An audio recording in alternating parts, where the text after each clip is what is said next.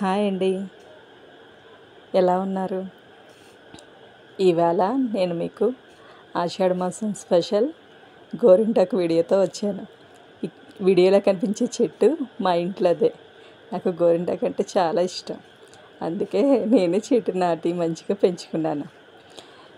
ఈ ఇయర్ నేను వీడియో పెట్టాను కాబట్టి చూపిస్తున్నా, కానీ నేను ఎవ్రీ ఇయర్ కూడా గోరింటాకు కోసి చక్కగా రుబ్బి నా ఫ్రెండ్స్కి, తెలిసిన వాళ్ళందరికీ కూడా పంపిస్తానండి. ఏంటో తెలీదు కానీ అలా చేయడంలో కూడా నాకు ఒక హ్యాపీనెస్ ఉంటుంది. ఇది పని కొంచెం ప్రాసెస్ ఎక్కువే కానీ నాకు పెద్ద శ్రమ అనిపించదు. ఇష్టమైన పనిలోని ఎప్పుడూ కూడా శ్రమ అని కనిపించదు, వినిపించదు అంటారుగా, అది ఇదేనేమో.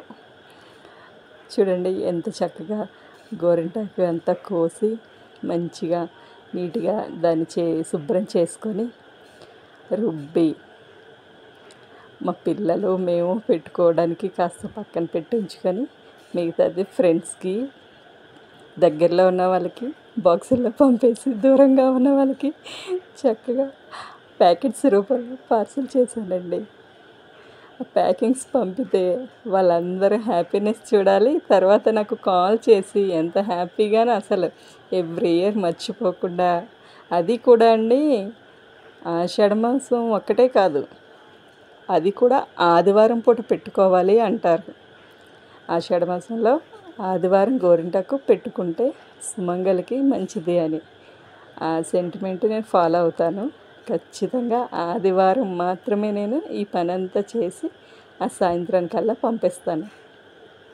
అందరూ చాలా హ్యాపీగా ఫీల్ అవుతారండి.